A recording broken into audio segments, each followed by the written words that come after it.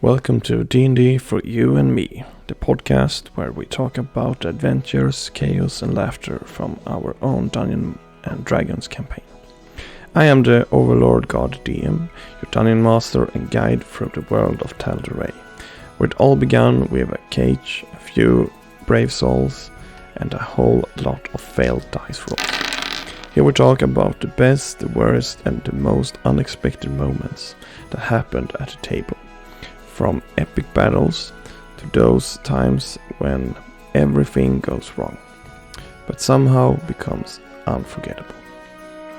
So sit down, grab your dice, and join us as we return to the world where anything can happen.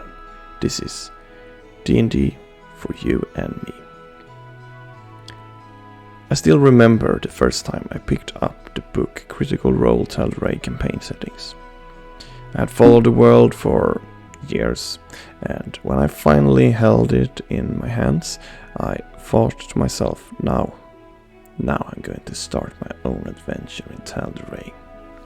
But, as many dungeon masters know, the first campaign rarely goes the way you imagine. Mine definitely didn't. We were a small group of players. One of them had been a dungeon master before and had a little trouble letting go of that control. Another struggled to get into the character and roleplay. And a third, a truly fantastic player, started questioning everything in the world. It turned into more debate than adventure, and eventually it all fell apart. My first campaign was a flop. But I didn't give up.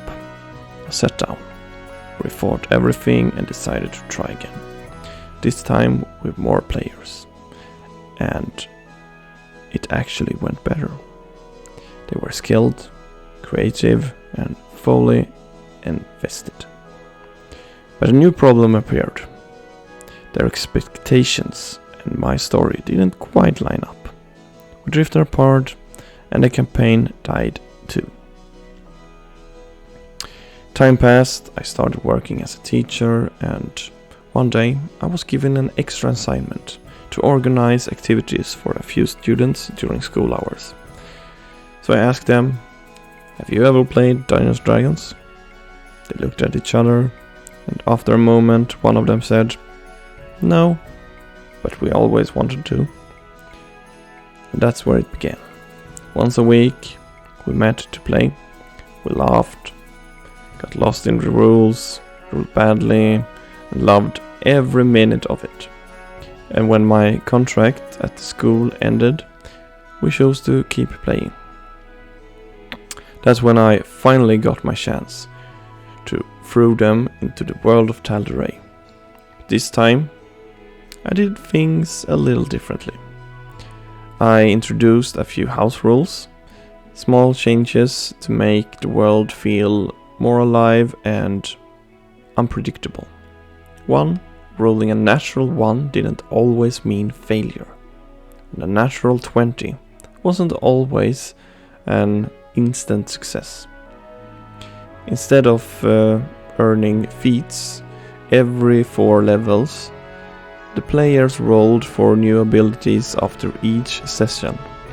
A living reward system that evolved with the story. I leaned heavily into improvisations, using my own encounter tables and random events to keep the story fresh and chaotic. Last, maybe most importantly, I allowed the players to create. They could harvest materials from defeated monsters, collaborate with NPCs, and craft weapons, potions, and magical items of their own. It turned to a living, breathing world, one that changed because of their choices, and they loved it. We had so many laughs, epic moments, and that indescribable spark that only D&D can bring. For me, it wasn't just another campaign, it was the result of years of trial, failure, and passion.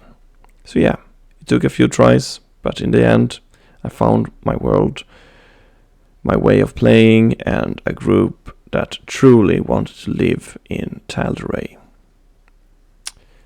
And that's how it all began. The spark that lit the fire. A moment when a few players, a world, and a set of dice turned into something far greater than a game. You've been listening to D&D for you and me, with me, the Overlord God DM. Next time, we'll step into the world of Tal'Dorei itself, where our hero's journey begins, in a cage surrounded by goblins, orcs, and a promise of freedom. So grab your dice, ready your spells, and join us next time for another story from D&D for you and me.